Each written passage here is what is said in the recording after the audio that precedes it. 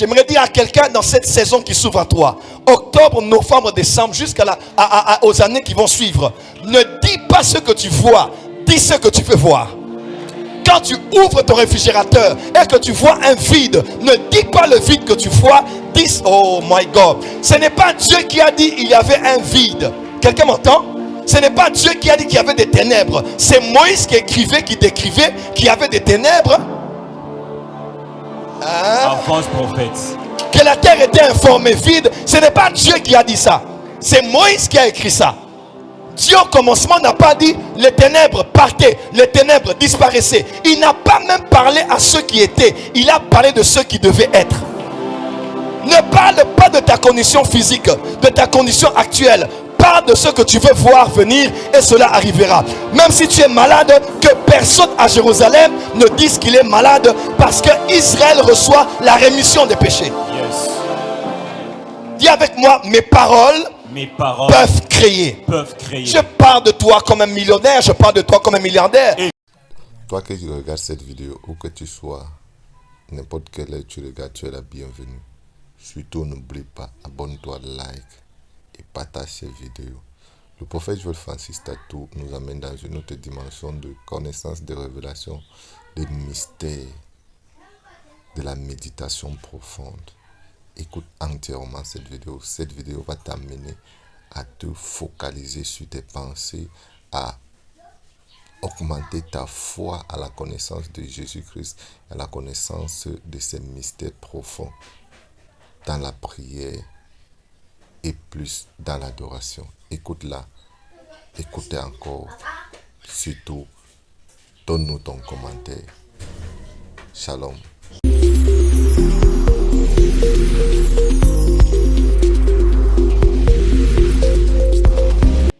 Et en cette saison, durant laquelle nous parlons sur les énergies spirituelles, nous parlons des pensées. Je disais à maman tout à l'heure, je disais, quand je prépare une prédication, je prépare un livre. Quand je prépare un enseignement, je prépare toujours un livre dans l'enseignement. À vrai dire, je dis toujours peut-être le 20 ou 30% de tout ce que j'ai voulu dire sur un sujet. Parce que je me dis, il faut que je sois vraiment sur place pour aborder un sujet pendant tant de temps. Vous avez été là lors de Recharge 21, c'était un sujet, mais qui a commencé à être abordé, je pense, après 2 semaines. Parce que j'avais tellement à dire déjà en introduction et pour la suite. Par la grâce de Dieu, dans le corps du Christ, Dieu nous a appelés aussi au ministère doctoral. Et Dieu a voulu que durant cette saison, nous puissions prendre vraiment le temps d'enseigner la parole aux saints. Et ça m'a beaucoup intéressé ce sujet sur l'énergie des pensées.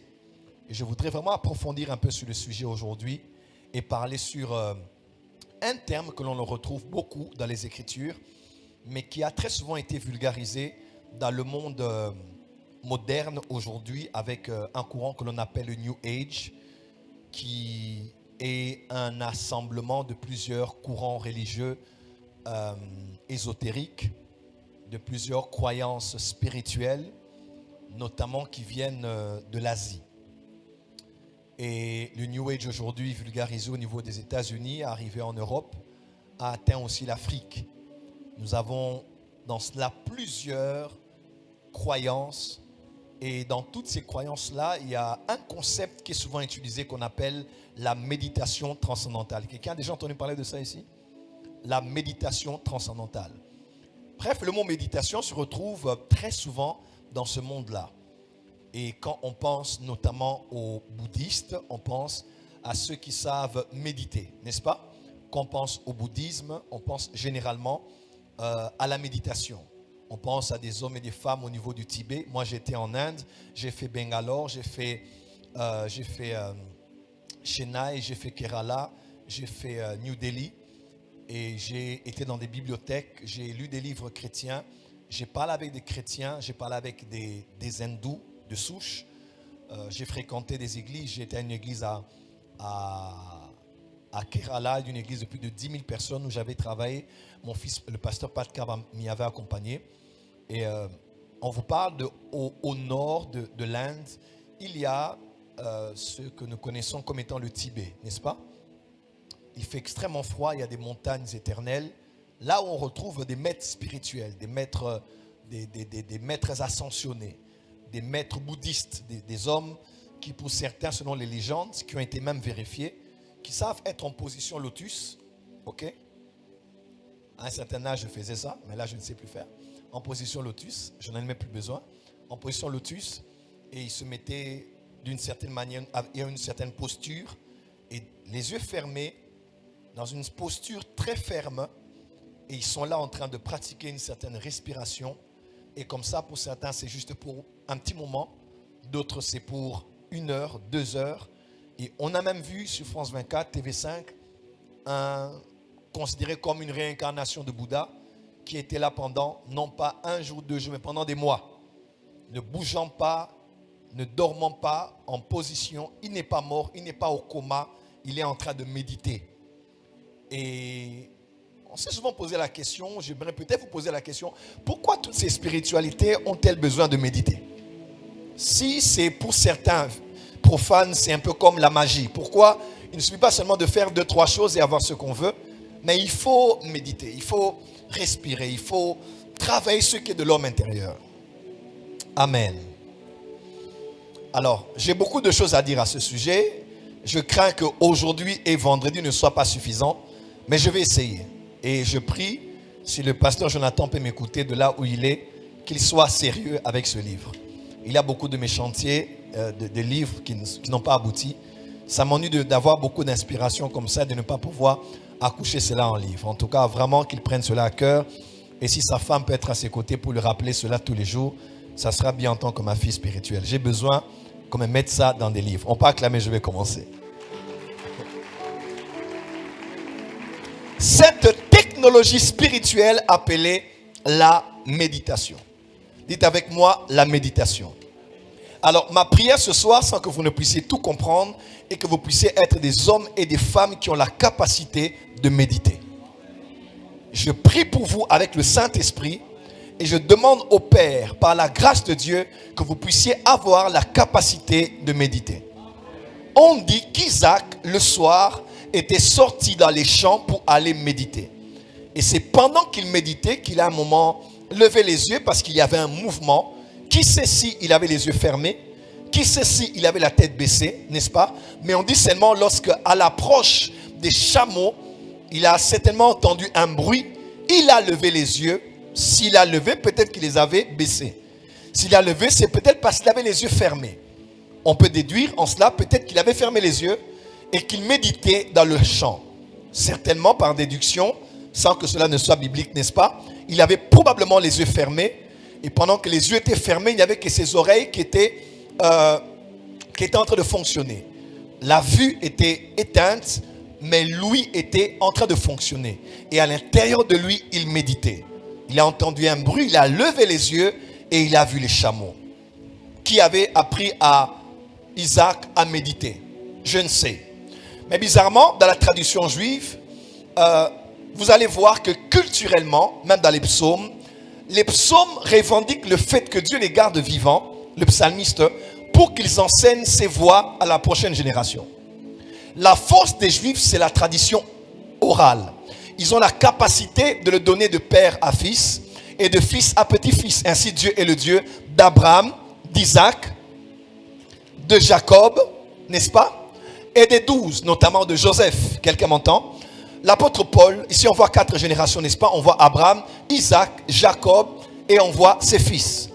L'apôtre Paul dit, moi Paul, les choses que je t'enseigne à toi Timothée, enseigne-les aussi à ceux qui ont la capacité d'enseigner à d'autres. Quelqu'un me suit?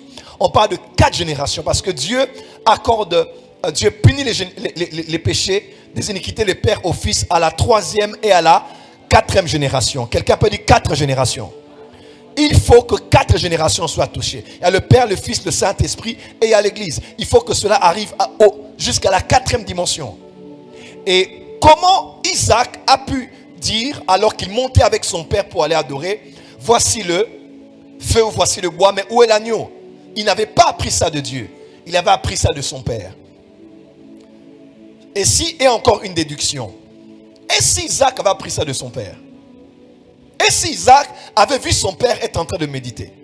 Je ne sais pas le jour où il a vu Dieu venir, il a vu 3 êtres venir. On dit qu'il était assis quelque part auprès des chaînes de Mamré. Que faisait-il? Je ne sais pas. Peut-être qu'il méditait. Peut-être qu'il était en train de méditer. Et Dieu est venu ainsi que 2 êtres spirituels. Rappelez-vous, Dieu est resté avec lui et les 2 sont allés dans le chapitre suivant. Dans le chapitre 19, ils sont allés à Sodome et Gomorrhe. Je ne crois pas que c'est la théophanie. Je ne crois pas que c'était le Père, le Fils et le Saint-Esprit. Moi, je crois, théologiquement parlant, que c'est Dieu qui était venu avec 2 êtres, n'est-ce pas? Il a vu Dieu, Dieu est resté parler avec lui et les 2 autres sont entrés à Sodome et Gomorrhe. C'est ça en quoi moi je crois. Amen. Et peut-être qu'il méditait.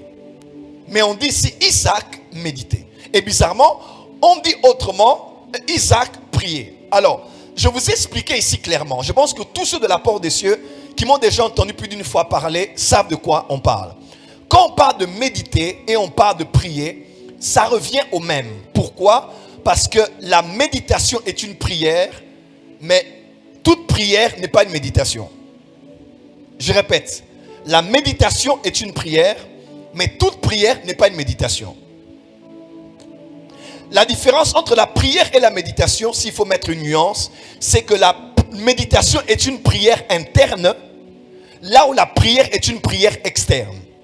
Voilà pourquoi David a dit, reçois favorablement de ma bouche ce qui sort de ma bouche et ce qui vient de mon cœur. Et je vous avais dit ici que même vos pensées, même vos sentiments, même ceux qui avons dans votre cœur est une prière devant Dieu. Pourquoi? Parce que je vous ai donné le témoignage de l'être qui m'a visité un jour lorsque nous avions à Nouka 2020, je pense. J'habitais à la Cité du Fleuve. Je venais ici enseigner à Nouka et j'entre dans la chambre à coucher que j'avais à cette époque-là. En entrant, mes yeux spirituels se sont ouverts simultanément que les yeux physiques. Et j'ai vu un être que je ne peux vous décrire qui était en train de léviter sur mon lit. Quand je dis léviter, ne craignez pas les termes, il flottait juste. Il n'avait pas les 2 pieds posés sur mon lit. Il était en train comme ça. Il était comme ça sur mon lit. Et il m'a regardé, il m'a parlé. Et je me rappelle bien, je n'ai jamais vu une bouche remuer pendant qu'il me parlait. Pourquoi? Parce que le monde spirituel, c'est le monde de la communication télépathique. Quand je dis télépathique, j'utilise un terme qu'on peut comprendre dans le monde moderne. C'est la communication de pensée en pensée. Mais quand un émet les pensées, l'émission de cette pensée est une voix que l'autre entend. L'émission de cette pensée est une parole que l'autre entend. Comment? Parce que dans le monde spirituel, on ne parle pas avec la bouche, on parle avec les pensées. Tous ceux qui ont rêvé, tu as fait un rêve, tu as vu que ton père te parlait, ta mère te parlait, tu ne te rappelleras jamais le moment où la bouche a commencé à se remuer. Jamais. Mais pourtant, n'est-ce pas? Pourtant, tu sais que le pasteur prêchait, ma mère me parlait, ma fiancée me disait, mais bizarrement, la bouche n'a pas bougé du tout, mais ce sont les pensées qui ont été émises. Mais la parole a été entendue. Pourquoi je vous ai dit? Comme l'être là me parlait, il me disait, Joël, en tout cas, c'est sorti de nulle part. Il n'a rien dit avant, rien dit après. Il est seulement venu et il m'a dit, ouvertement, il m'a dit, je paraphrase, il m'a dit, ce que les paroles sont dans le monde physique, c'est ce que les pensées sont dans le monde spirituel. Il m'a dit parce que les pensées sont une voix et émettent des paroles dans le monde spirituel. En d'autres termes, lorsque tu pries et tu parles, Dieu entend, le monde spirituel entend. Lorsque tu fermes la bouche et que tes pensées montent à Dieu, tu parles à Dieu par les pensées, Dieu entend ces pensées-là de la même manière qu'il entend ce qui sort de ta bouche. Est-ce que je peux dire quelque chose de fort? J'étais dans la voiture, ma maman m'a entendu, j'ai fait le Saint-Esprit m'a dit, la prière en langue est la prière de l'esprit, mais la méditation est la prière de l'âme. Là où la méditation est la prière de l'esprit, c'est l'esprit qui prie, l'intelligence est stérile. Mais quand on commence à méditer, c'est l'âme qui commence à parler. Car dans l'âme, nous avons la volonté, dans l'âme, nous avons les sentiments, les émotions, et dans l'âme, nous avons l'intelligence, la connaissance, la conscience. Lorsque je prie en langue, ma bouche prie, mon esprit prie, mais mon âme, mon intelligence demeure stérile, dit l'apôtre Paul. Mais quand je médite, quand quand je médite, ma bouche ne parle pas, mais la bouche de mon cœur parle à Dieu. Est-ce que vous savez que notre cœur a aussi des yeux? L'apôtre Paul a dit que Dieu illumine les yeux de... Si le cœur a des yeux, le cœur a une bouche. Quelqu'un m'entend? Quelqu'un m'entend? Dis à ton voisin, ton cœur a une bouche. Dis à ton voisin, ton cœur parle. Voilà pourquoi l'ange a dit à Daniel, le jour seulement où tu as eu à cœur, comment? Tu as eu à cœur, ta prière avait déjà été exaucée. Il n'avait fait aucune prière, commencé aucun 21 jours, mais sa prière était montée. Parce que ce que Daniel avait fait était d'abord la méditation. Voilà pourquoi dans le psaume 65, on dit, Dieu dit, j'exaucerai un peuple qui ne m'a pas demandé. Comment Dieu peut exaucer? Le mot exaucer est appliqué juste après une prière. Mais comme un peuple qui n'a rien demandé et qui ne l'a pas invoqué, Dieu l'exauce. C'est parce qu'ils lui ont demandé d'aller penser. Dans Matthieu 6, alors que Jésus parle au saint, il dit, mais ne vous inquiétez pas, parce que votre Père sait de quoi vous avez besoin. À vrai dire, la prière, ce n'est pas parler. La prière, c'est exprimer venant de son cœur ce que tu as à dire à Dieu avant que la bouche ne parle. C'est ainsi que David a dit dans le psaume 139, David a dit, avant la parole n'était pas encore sur mes lèvres, dans ma bouche, que tu la connaissais déjà. En d'autres termes, la prière n'est pas ce qui sort de la bouche, la prière est ce qui vient du cœur. La méditation, c'est l'art de prier à l'intérieur. Voilà pourquoi on dit que Isaac priait, Isaac méditait. Il ne parlait certainement pas à Dieu, mais à l'intérieur de lui, ce qu'il faisait était une prière. Pourquoi Dieu nous donne-t-il la méditation? Parce que partout où nous sommes, dans un monde moderne comme celui-ci, on ne peut pas prier partout. Parce qu'on travaille dans des pays laïques. Nous avons des musulmans, des bouddhistes, des chrétiens. Et par organisation de société, il y a un temps pour la prière des musulmans. Ils prient 5 fois par jour, les juifs 3 fois par jour. Mais l'apôtre Paul dit, priez sans cesse. Là où les uns prient en pensant à la Mecque, les autres pensent au mur de lamentation. Nous sommes connectés en esprit. Parce que le temps est venu et l'heure est déjà là où les vrais adorateurs adoreront le Père en esprit et en vérité. Les uns prient 5 fois, les autres 3 fois. Nous avons l'attitude de la prière. Quelle est la solution pour toi de commencer à prier alors que tu fais l'examen? C'est la méditation. Quelle est la solution pour toi de commencer à prier alors que tu donnes un cours? C'est la méditation. Quelle est la solution pour toi de commencer à prier alors que tu ne dois pas gêner ceux qui sont autour de toi? C'est la méditation. Là où la prière en langue est limitée parce que tu ne peux pas parler, la méditation peut faire entendre à Dieu des paroles parce que c'est ton âme qui prie. Oh, tu n'as pas dit amen. Dis à ton voisin, tu dois commencer à méditer. Avant que je n'aille plus loin, tu ne peux pas être un grand prophète si tu ne connais pas l'art de la méditation. Parce que la concentration se trouve dans la méditation. Je t'appelle, je dis prophète Kainos, viens, prophétise. Tu n'as ni le temps de prier, ni le temps de jeûner, ni le temps de te consacrer. Comment tu peux te connecter? C'est parce que certains appliqueront le verset où Jésus a dit, quand tu veux prier, va dans ta chambre. Les uns vont devoir aller à la chambre, les autres vont devoir aller au bureau. Mais les hommes spirituels savent que la chambre n'est pas géographique. Tu n'as pas entendu? La chambre n'est pas géographique. Quelqu'un m'entend? Je ne dois pas aller dans la chambre et m'enfermer pour être calme. Si j'ai peu de temps pour décider, peu de temps pour écouter Dieu, peu de temps pour me connecter à la pensée de Dieu, je dois entrer en moi, dans la chambre de mon cœur. Et le Dieu qui est là dans le lieu secret, il m'entendra. La prière n'est pas ce qu'on fait dans la chambre physique, mais ce qu'on est capable de faire dans la chambre à l'intérieur de toi. Dis avec moi, méditation. L'un des pères de notre génération s'appelle l'évêque David Oyedepo, qui a plusieurs maisons dans le monde aujourd'hui, plusieurs églises et universités. Il y a une grande université sur l'agriculture qui bénit aujourd'hui l'État nigérian et tous les autres pays de la région. En 2014, considéré comme l'une des plus importantes universités de la région. On n'enseigne que sur l'agriculture. Il a une grande maison avec plusieurs pièces. Mais l'évêque Oyedepo a dit, l'un des secrets de son ministère, il n'a pas qu'un dressing.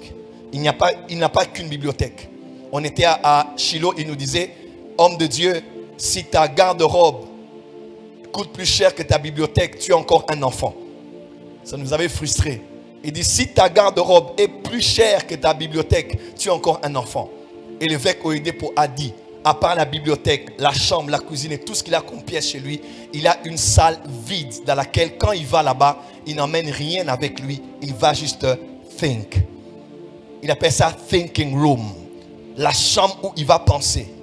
New York Times l'a interviewé une fois, ça fait plus de 10 ans maintenant. On l'a posé la question, qu'est-ce que vous faites quand vous n'avez rien à faire? Votre passe-temps préféré? Il a dit, I think. Je pense. Pourquoi? Parce que c'est quelqu'un qui a compris l'énergie spirituelle des pensées. Avant qu'il ne crée tout ce qu'il crée, il le crée à l'intérieur de lui. Dans Proverbe 31, on dit, elle pense à un champ et elle acquiert. Je me dis à quelqu'un, tes pensées sont puissantes. Oh, tu n'as pas entendu? Je dis, tes pensées sont puissantes. Dis à ton voisin, mes pensées sont puissantes. 2 minutes de rappel. Je vous ai dit ici, Dieu est le créateur. Et quand il nous a créés, il a mis en nous dans 3 régions de notre être la capacité de créer. Et cette capacité, ce sont des énergies qu'il a mis dans ces zones-là. 1, le sexe. Il a mis dans le sexe de l'homme et une partie de la femme pour qu'ils soient capables de créer. Ils peuvent créer. Même après la chute, ils devaient encore créer. Même quand Noé est sorti de l'arche, Dieu a encore répété les paroles qu'il avait dit à Adam sur Noé en parlant encore de la multiplication physique, biologique, génétique. Parce qu'il avait la capacité de faire ce que Dieu avait fait. Dieu l'avait fait seul. Il a sorti Ève de lui. Et les deux pouvaient créer. Ainsi, Ève a dit quand elle a eu Caïn, elle a dit, j'ai fait un homme par la grâce de l'Éternel. J'ai créé un homme. J'ai aussi été capable de faire ce que Dieu avait fait.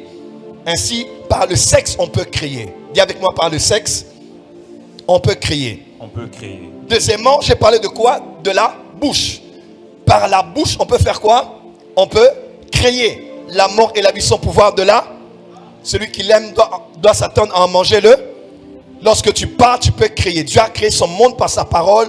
Nous aussi, nous devons créer le nôtre par là. Dis à ton voisin, fais attention à ta parole.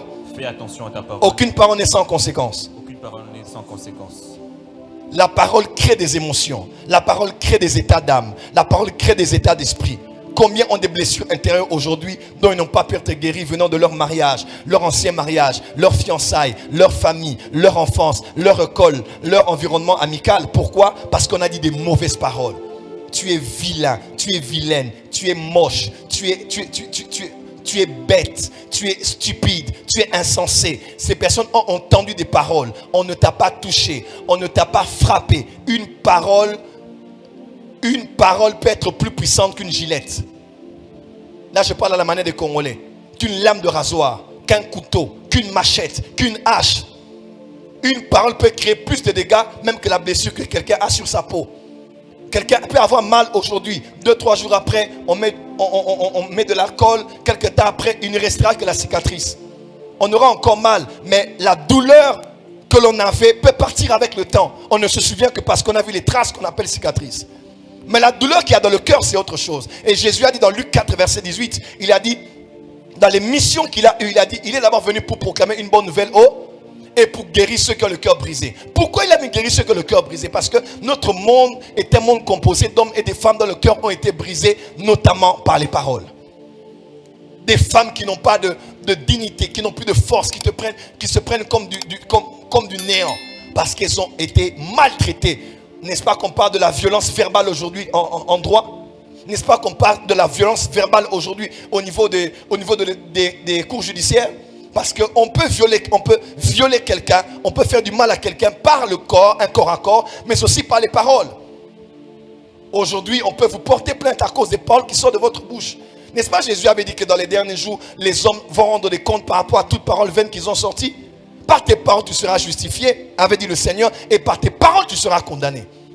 Dis à ton voisin, fais attention à tes paroles. Fais attention à tes paroles. Lorsque Dieu est venu, que Dieu a vu, il n'a vu que des ténèbres. Dieu a dit, ah bon, il y a des ténèbres. Mais Dieu n'a pas parlé des ténèbres, il a parlé de la lumière. Il a dit que la lumière soit.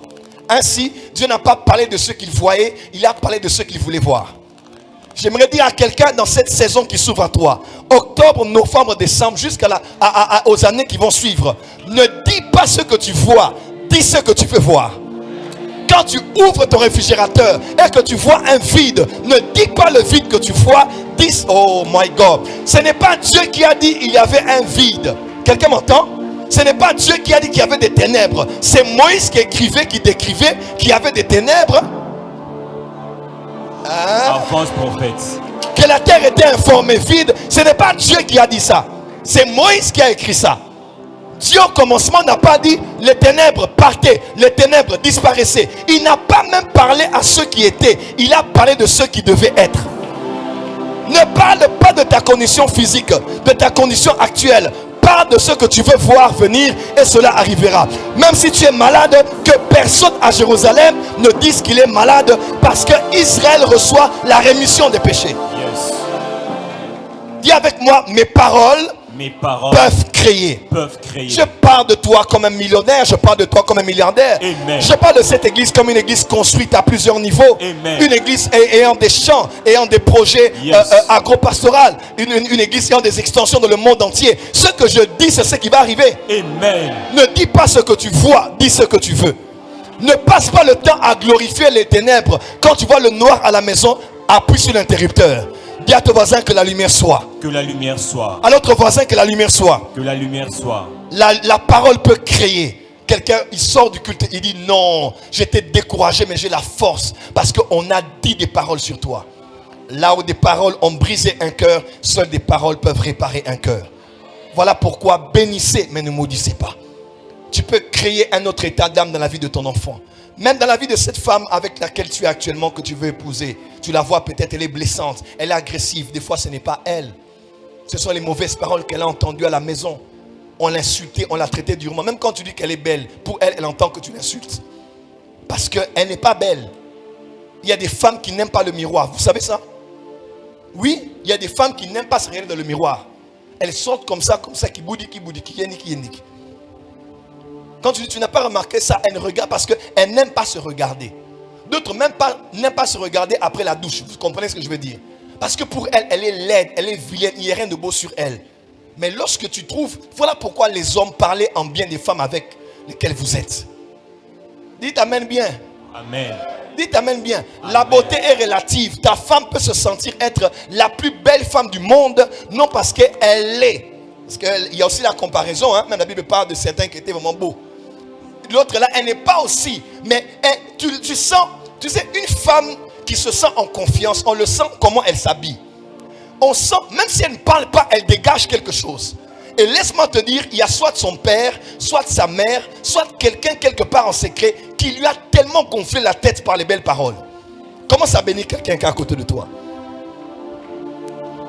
You are the best. J'ai la meilleure église. J'ai le meilleur auditoire. J'ai la meilleure chaîne YouTube. J'ai la meilleure chaîne de télévision. Ah oui. Je ne parle pas de tes ténèbres. Je parle de la lumière. Yes. Que le faible dise, non pas je suis faible, mais que le faible dise je suis fort. La Bible ne nie pas le fait que tu es faible. Yes.